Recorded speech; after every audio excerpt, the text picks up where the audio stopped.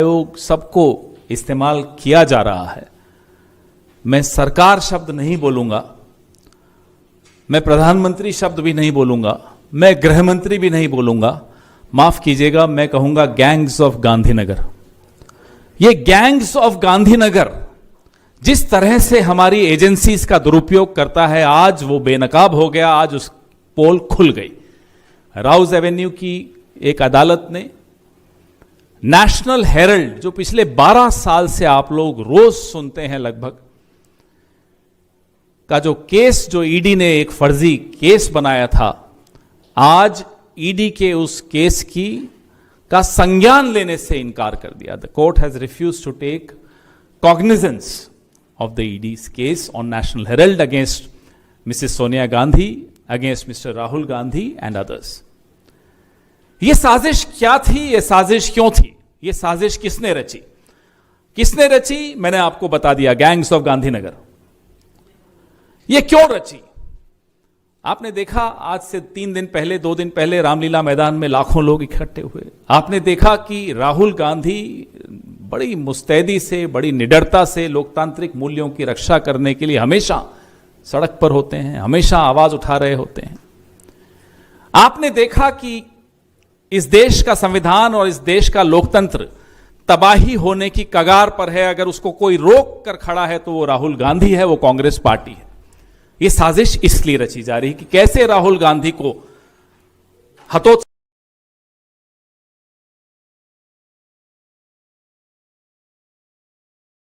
राहुल गांधी के खिलाफ नहीं है, सोनिया गांधी के खिलाफ नहीं है, कांग्रेस पार्टी के खिलाफ नहीं है। साजिश आप सबके खिलाफ है। ये साजिश इस देश के लोकतंत्र के खिलाफ है। ये साजिश इस देश के संविधान के खिलाफ है। ये साजिश एक एक भारतवासी के मौलिक अधिकारों के खिलाफ है, क्योंकि उन सब की रक्षा करने का दायित्व इस देश की जनता ने विपक्ष को सौंपा है, और विपक्ष खास तौर पे राहुल गांधी उस दायित्व को बहुत मजबूती से निभा रहे हैं। यही दिक्कत है गैंग्स ऑफ गांधीनगर में।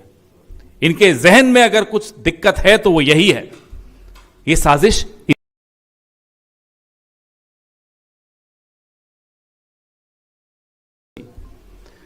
पिछले 12 साढ़े 12 सालों से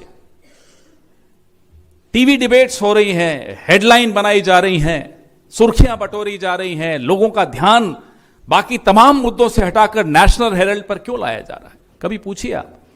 अभी जब हम यहां बात कर रहे हैं तो संसद में चल रहा है, एक चर्चा चल रही है, डिबेट्स चल रही हैं कि महात्मा गांधी के नाम से जो स्कीम है, महात्मा गांधी का नाम हटाया जा रहा है। यह सब कुछ जुड़ा हुआ है। महात्मा गांधी हो या नेशनल हेरल्ड हो, यह सब स्मृति चिन्ह है उस लंबे संघर्ष के जिसकी वजह से हमें और आपको आजादी मिली। आपको पता होगा कि नेशनल हेरल्ड पर अंग्रेजों ने प्रतिबंध लगाया था, और आज ये वही लोग जो उस वक्त मुखबिरी की साजिशें रचते थे, आज फिर नेशनल हेरल्ड के खिलाफ साजिशें रच रहे हैं। ये साजिशें इसलिए रची जा रही हैं। पीएमएलए, मेरे साथी बड़े काबिल वकील हैं, मोहम्मद खान, आप जानते हैं इनको, जाने माने हैं। ये आपको और इसके बारे में कानूनी बातें ये रखेंगे। लेकिन पीएमएलए का केस एक ऐसी कंपनी पर जो नॉट फॉर प्रॉफिट कंपनी है, सेक्शन 25 की कंपनी है, कैसे लग सकता है? जहां न आपको तनख्वाह मिल सकती, न जहां 1 रुपए का आपको बेनिफिट मिल सकता है, ना जहां अपने प्रॉपर्टी, यंग इंडिया की कोई प्रॉपर्टी ट्रांसफर नहीं हुई, कुछ सेल नहीं हुई, पीएमएलए का केस लगा दिया। तो ये आपकी प्राइवेट आर्मी नहीं है ईडी। और ईडी के अफसर, सीबीआई के अफसर, इनकम टैक्स के अफसरों को आज आंखें खोलकर, कान खोलकर समझ लेना चाहिए, सुन लेना चाहिए कि वो खुद अपने भविष्य के साथ तो खिलवाड़ कर ही रहे हैं, इस देश के लोकतंत्र के भविष्य के साथ भी खिलवाड़ कर रहे हैं। यह खतरा उन सब के लिए है जो कठपुतली बनने को तैयार हो जाते हैं। आज जो राहत मिली है, राहत ये 4 या 5 नाम, सोनिया जी, राहुल जी और जो अनेक हमारे साथी हैं, उनके नाम की बात नहीं है। उनको राहत मिली ये बात नहीं, ये राहत आप सबको मिली है। ये राहत इस देश के लोकतंत्र को मिली है, क्योंकि चुप कराने की साजिशें चलती रही और चलती रहेंगी आगे भी। जब भी राहुल गांधी वोट चोरी की बात करते हैं, कोई महत्वपूर्ण मुद्दा उठाते हैं, तो प्रधानमंत्री का क्या जवाब?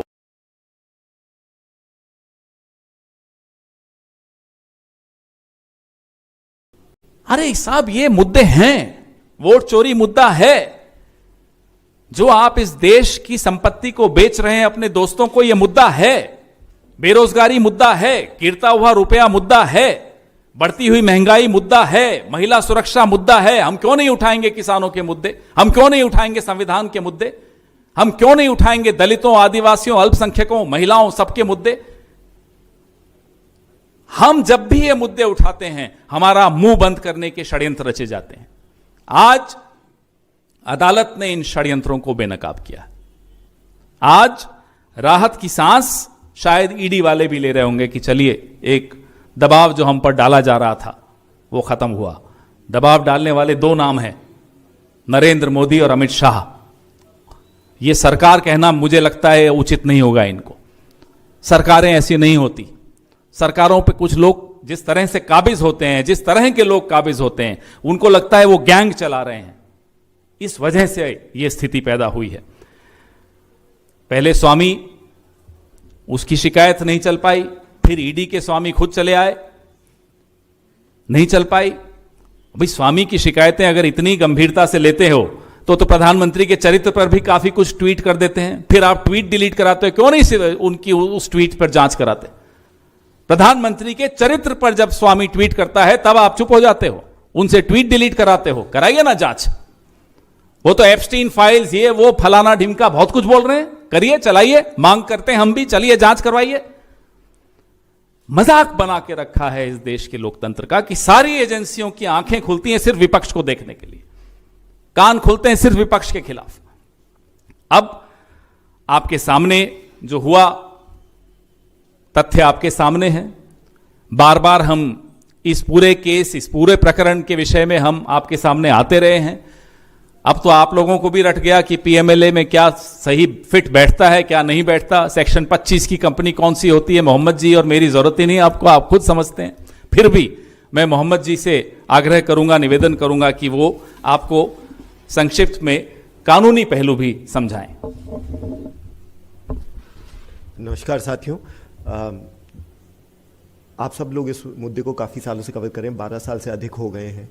आप जानते हैं, इस to put it very very bluntly, इस केस में कोई दम तो है नहीं। 12 साल हो गए हैं, अलग अलग इन्वेस्टिगेशन एजेंसीज़ का इस्तेमाल किया गया है, सीबीआई के सामने शिकायत डाली गई, इनकम टैक्स डिपार्टमेंट को जुरिस्डिक्शन दी गई, और अब पिछले 7 सालों से ईडी का दुरुपयोग किया जा रहा है। हमारी राय में दो चीज़ें ही इसमें समझना ज़रूरी हैं आज के संदर्भ में। एक तो ये है कि इस केस में मोमेंटम जो था वो अब ख़त्म हो गया है। इस केस में जो सारे आर्ग्यूमेंट्स पेश हुए हैं, सारी बातें जो पेश हुए हैं, जो सारे दस्तावेज पेश हुए हैं, आज जज ने कह दिया मैं इनका कॉग्निजेंस ले ही नहीं सकता हूँ, मैं ले ही नहीं सकता हूँ इनका कॉग्निजेंस। तो आज की तारीख पे पीएमएलए का केस जो था, जो इन्होंने बनाया था इतने सालों में, उसका मोमेंटम ख़त्म हो गया है। एक तरीके से ये जुरिस्डिक्शनल फेलियर है पीएमएलए की तरफ से। और सच्ची बात कही जाए, केस में कभी दम तो था ही नहीं। जैसे पवन सर ने बताया, सेक्शन 25 की कंपनी है, सारे फैक्ट्स आप लोगों के सामने हैं, कोई चीज़ छिपी भी नहीं है। गांधी परिवार और बाकी जितने भी इसमें डिफेंडेंट्स हैं केस में, सबने बड़ी पारदर्शिता के साथ आपके सामने आके केस के सारे फैक्ट्स रख दिए हैं, सारे पेपर्स आप लोगों के सामने हैं। छुपने की बात तो दूर, छुपना तो दूर की बात, राहुल जी स्वयं ईडी के सामने गए, लंबी लंबी उनसे क्वेश्चनिंग हुई, हर नज़रिए से क्वेश्चनिंग हुई, हर डायरेक्शन से उन पर हर तरीके से उनसे सवाल पूछे गए। उसके बावजूद आप सोचिए, अपने आप से सवाल कीजिए, इतने सारे रिसोर्सेज डिप्लॉय करने के बाद, इतना सारा समय बिताने के बाद, इतनी सारी एजेंसीज इस्तेमाल करने के बाद, आज भी ये लोग केस नहीं बना पा रहे हैं। क्यों? बिकॉज झूठ के पैर नहीं होते, एंड दे कैनॉट ऑल्टर और present a case that is different from the facts eight hand. सारे तथ्य दस्तावेजों के हिसाब से exonerate all the defendants, including the Gandhi family, and that is why public resources are being wasted, public time and public money is being spent on a trial that is essentially a witch hunt. इसमें I mean, everybody has come to the conclusion that everybody must come to the conclusion that this is primarily a waste of time. Legal उस पर अगर कोई सवालात है मैं जवाब दे दूंगा जिस हद तक मैं दे सकता हूँ, क्योंकि अभी भी मैटर जो है सुनवाई के लिए लगा हुआ है, और बाकी सारे मैं पवन सर से रिक्वेस्ट करूंगा गाइड कर दें। जी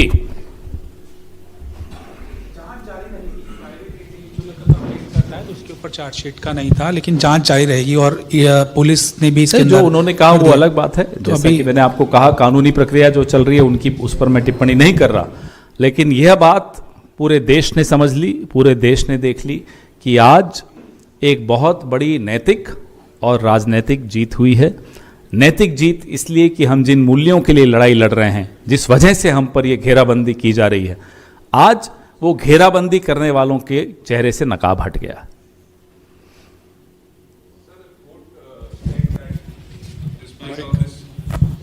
So the court said that despite all the hearings that the arguments were presented, the court said we are not delving into the merits of the case, and we are passing the order on the law point that there was no FIR filed. So in any proceeding, as you know, the first ground to cross is procedural. You must first convince the court that it has jurisdiction and that the agency bringing the case has the capacity to bring the case. If you fail that jurisdictional threshold, अगर आप पहली कगार पे ही fail हो जाते हैं, तो merits की बात कहाँ आएगी? मेरिट्स की बात तो तब आएगी जब आप लोगों के पास ए कैपेसिटी है और बी जुरिस्डिक्शन है। इस केस में ईडी के पास ना तो कैपेसिटी थी, ना जुरिस्डिक्शन था, और हम ये भी कहेंगे ना सब्सटेंस था, ना मेरिट्स थे। तो इसी वजह से they haven't gone to the merits yet. They have failed at the very first threshold. Just a follow-up, ED is also saying that they might also go and challenge the order ahead in the higher courts. तो उनका right है, उसमें तो हम क्या बोलेंगे।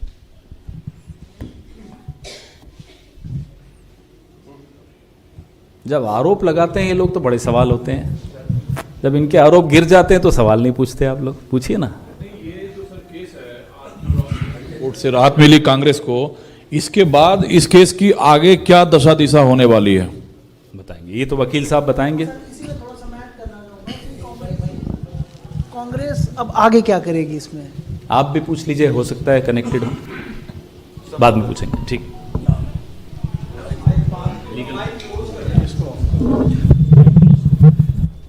देखिए अभी मैं इतना ही बोलूँगा कि अभी जो ऑर्डर आया है वो अपलोड हो जाएगा, हम सब उसे पढ़ेंगे, we will understand what it says in its entirety. अगली डेट पे जज साहब ने आर्ग्यूमेंट्स के लिए लिस्ट किया है। At this stage because we have a lot of options to evaluate, we will go over them and form a strategy. हम अपनी स्ट्रैटेजी बनाएंगे और अकॉर्डिंगली आपको अगले कुछ दिनों में पता लग जाएगा, क्योंकि देखिए कांग्रेस छुपाती नहीं है, हम अपनी स्ट्रैटेजी जनता के सामने रख देते हैं। और हमारा मानना ये है कि देखिए अब केस में कुछ बचा नहीं है, जब चार्जशीट ही नहीं है हम किस चीज़ के खिलाफ आर्ग्यू करें, बात ही ख़त्म हो गई। तो obviously we will push for a closure of the case. Sir इस केस से अलग एक सवाल है, आपने जैसे MNREGA being converted to G Ram Ji bill की बात कही, so even the BJP's ally TDP is now flagging their concerns about added financial burden on the states if this bill gets passed. They're hoping for a help from the central government, but like there are several state governments that you are governing at this point in time, so whether your governments also have similar concerns, because BJP's own ally is flagging the added financial not just burden. Chandrababu Naidu, there are other allies, and not just allies, there are several chief ministers of the BJP also who in private are absolutely opposed to this new formulation of I would still call it MG Narega. So it's another attack on the federal structure of our polity. Well, we've all been pointing out at the delays of paying the states, compensating the states of their share of GST. That's a major concern that we've always been fighting the center against. After that, you put additional burden on states which are already starved of funds, thanks to the central government that they are starved of funds, is nothing but a conspiracy to weaken states even further. Mike दीजिए। आप लोग लगातार SIR को लेकर जो प्रक्रिया चल रही है उस पर सवाल खड़े करते आए हैं। अभी ताज़ा आंकड़े जो आए हैं बंगाल के, उसमें 58 लाख वोटर काटने की बात है और 1.5 करोड़ वोटर संदेह के घेरे में हैं। तो ये किस तरह की प्रक्रिया है कि 1.5 करोड़ वोटर संदेह के घेरे में आ रहे हैं, 58 लाख वोटर कट जा रहे हैं बंगाल में? आपको देखकर समझ में आ रहा होगा कि जब से राहुल गांधी जी ने वोट चोरी और एसआईआर पे सवाल उठाने शुरू किए, सबूत देने शुरू किए, बौखलाहट तमाम सीमाएं पार कर चुकी है। कभी सुना आपने कि देश का कोई गृह मंत्री संसद में खड़े होकर इतनी अमर्यादित भाषा का प्रयोग करे? संसद के बाहर तो मर्यादा शब्द इनको शायद वाकिफ ही नहीं है उस शब्द से, दोनों गांधीनगर के जो दोनों सपूत हैं, लेकिन संसद के भीतर भी इस तरह की बदजुबानी ये दिखाती है कि ये इनकी चोरी पकड़ी गई। आप जो आंकड़े दे रहे हैं बंगाल के, ऐसे अलग अलग राज्यों से आंकड़े आ रहे हैं। साजिश पूरी की जा रही है कि वोटर अगर थोड़ा सा भी शक हो कि ये विपक्ष को वोट दे सकते हैं, वो नाम समूहों के समूह, मोहल्लों के मोहल्ले, गलियों के गली, वो नाम काटे जा रहे हैं। एक सवाल और है, उत्तर प्रदेश में अगले साल चुनाव है, कांग्रेस 17 रैलियां करने जा रही है अपने दम पर अकेले, जहां वो चुनाव लड़ी थी, जहां उसके सांसद हैं। तो क्या समाजवादी पार्टी के साथ गठबंधन रहेगा, या बिहार की तरह आखिर तक सीटों का बंटवारे में दिक्कत ना है इसलिए ताकत लगा रही है? मुझे तो दिख नहीं रहे अविनाश पांडे जी यहाँ बैठे नहीं है। जब वो हों, प्रभारी हैं, उनसे पूछिएगा। नहीं तो रैलियां करने में क्या मतलब? मेरे को तो आपसे मालूम पड़ रहा है रैलियां हो रही हैं। अविनाश पांडे जी को मैं ढूंढ रहा था, मुझे न दाएं दिखे न बाएं दिखे, यहाँ सामने भी नहीं दिखे। अरे आप राष्ट्रीय प्रवक्ता हैं सर। नहीं, राष्ट्रीय प्रवक्ता तो था मैं, अब तो मैं चेयरमैन हूँ। तो अब तो फिर और बड़ी जी। आप बार बार मेरी डिमोशन करते हैं, लेकिन मैं अभी उस प्रमोशन पे भी नहीं आया कि अविनाश पांडे जी की तरफ से जवाब दे आप सकते। महासचिव मीडिया डिपार्टमेंट के, हम लोग मान ले रहे हैं। अब बताइए जरा सर, 17 रैलियां उत्तर प्रदेश के नहीं है ना। 17 रैलियां आप करने जा रहे, नहीं पार्टी को बिहार में जिस तरह से झटका लगा, क्या आप उत्तर प्रदेश में अभी से तैयारी करना चाहते हैं? आपको कहा कि जो प्रभारी हैं उत्तर प्रदेश के, उत्तर प्रदेश की रणनीति क्या है वह बता पाएंगे। अभी तक उन्होंने हमें नहीं साझा किया हमसे कि क्या रणनीति है, तो मैं आपसे कैसे साझा करूं? तो मैं तो आपके सोर्सेज बेस्ड तो मैं बोलता नहीं हूं, तो सरकार वाले लोग बोलते हैं, हम तो सोर्स पे चलते नहीं। और समाजवादी पार्टी के साथ गठबंधन रहेगा सर, जैसे लोकसभा में रहा? फिर मैं अभी तक तो नहीं आया अविनाश पांडे जी, आते ही मैं आपसे बात करवा दूंगा। वैसे वो नागपुर गए एक शादी में। Sir, there is one question from here. I'm Gopi from INS. Sir, after Supriya Sule, now Omar Abdullah also talks about allegations, vote chori allegations which have been raised by Congress, and they are not on the same page. How do you look at this? Who's not on the same page? Omar Abdullah and Supriya Sule. With who? On which page? They said that the allegations which have been raised by Congress regarding vote chori. Well, I haven't heard what they've said, and I mean, it's for, we've been presenting everybody with evidence. We are yet to get a response from the Election Commission. What we hear from is the BJP. Sometimes we hear from the ED, not the EC. Sometimes we hear from the CBI, from the income tax. But the agency, the institution that needs to respond to these evidence-based questions is the Election Commission of India. But I don't think they have a green signal from Narendra Modi to respond to our questions. Regarding these two leaders that you mentioned, I have nothing to say. Sir,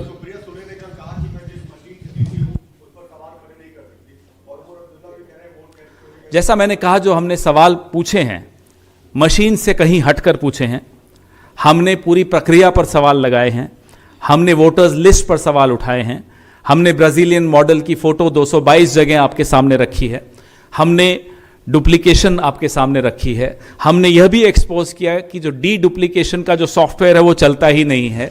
हमने अनेक चीज़ें आपके सामने सबूतों के साथ सवाल खड़े किए हैं, उसमें मशीन अभी तक नहीं आई है। तो जो सवाल हमने खड़े किए हैं उसके जवाब हमने चुनाव आयुक्त ज्ञानेश कुमार गुप्ता जी से उम्मीद की थी कि मिलेंगे, उन्हें इशारा नहीं हुआ अभी मोदी जी से, इसलिए वो चुप हैं। तो जवाब कभी मोदी जी के कैबिनेट के लोग देते हैं, कभी ईडी वाले दे देते हैं, कभी सीबीआई वाले दे देते हैं। जवाब क्या होता है? नेशनल हेराल्ड, 2 शब्दों का जवाब होता है। तो वो जवाब से तो काम चलेगा नहीं, हम तो अपने सवाल पूछ ही रहे हैं, मशीनों के सवाल नहीं हैं, सवाल प्रक्रिया को लेकर है। क्या ये सच नहीं है कि 10,000 रुपये खातों में चले जाते हैं चुनाव के बीच और चुनाव आयोग चुप रहता है? क्या इस पे किसी को संशय है? क्या महाराष्ट्र की, मुंबई की, शिरडी की अनेक सीटों पर हजारों लाखों ऐसे नाम हमने आपको दिखाए जो कि फर्जी वोटर हैं। क्या यह गलत है? क्या यह गलत है कि 45 दिनों में सीसीटीवी फुटेज डिस्ट्रॉय करने का नया नियम आ गया? यह गलत है क्या?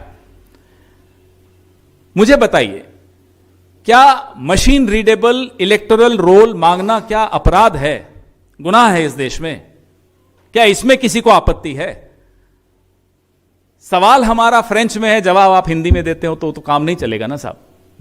सवाल मशीनों पे नहीं है, सवाल इस पूरी प्रक्रिया पर है, सवाल नियत पर है, क्योंकि इसी नियत से यह प्रक्रिया निकल कर आई है। क्यों आपने पूरी कानूनी इम्यूनिटी दे दी ज्ञानेश कुमार गुप्ता को? क्यों आपने चीफ जस्टिस ऑफ इंडिया को पैनल से बाहर करवा दिया जो चुनाव आयोग की सिलेक्शन होती है? क्या यह गलत बोल रहे हैं हम? गलत क्या बोल रहे हैं, यह बताइए सर। क्योंकि बिहार चुनाव में एसआईआर प्रक्रिया के बाद जो लाखों वोट कटे थे उसको बड़ा मुद्दा आप लोगों ने बनाया था। आज 5 राज्यों का जो ड्राफ्ट वोटर लिस्ट है वो प्रकाशित किया गया है, जिसमें बंगाल है, जिसमें आपका राज्य राजस्थान है, जिसमें गोवा है, पुडुचेरी है। क्या इंडिया गठबंधन के दल या कांग्रेस, आप लोगों ने एक्सरसाइज किया है कितने लाख वोट कटे हैं, कितने डुप्लीकेसी वोट कटे हैं? लगातार आ रहे हैं इनपुट्स हमारे इन तमाम राज्यों से। राजस्थान से काफ़ी कुछ आ भी चुका है, बाकी राज्यों से भी, गोवा से भी आ चुका है, और हम उनको स्टडी करके हमारे जो कानून के लोग हैं, हमारे एक्सपर्ट्स, ये भी, क्योंकि अभी तो पब्लिश हुआ है तो थोड़ा समय दीजिए, जो भी हमारी आपत्तियां होंगी जहां दर्ज करानी है वहां भी दर्ज कराएंगे और आपके सामने भी दर्ज कराएंगे। जी से सवाल किया गया तो उनका कहना था कि ये तंदूर बंद कर दिए, ध्यान रखना। बीते सरकारें जो थीं जिसके अंदर कांग्रेस का 15 साल का शासन था और 11 साल आम आदमी पार्टी जो इंडिया अलायंस की पार्टनर है, उनके दुष्कर्मों का नतीजा है जिसके कारण पॉल्यूशन बढ़ा है। सरकार मैं बहुत हैरान हूं, मुझे लगता है मोदी जी भी बहुत नाराज होंगे ये बात सुनकर, क्योंकि उन्होंने नेहरू जी को जिम्मेदार नहीं ठहराया। शुरू वहां से करना चाहिए था। धन्यवाद।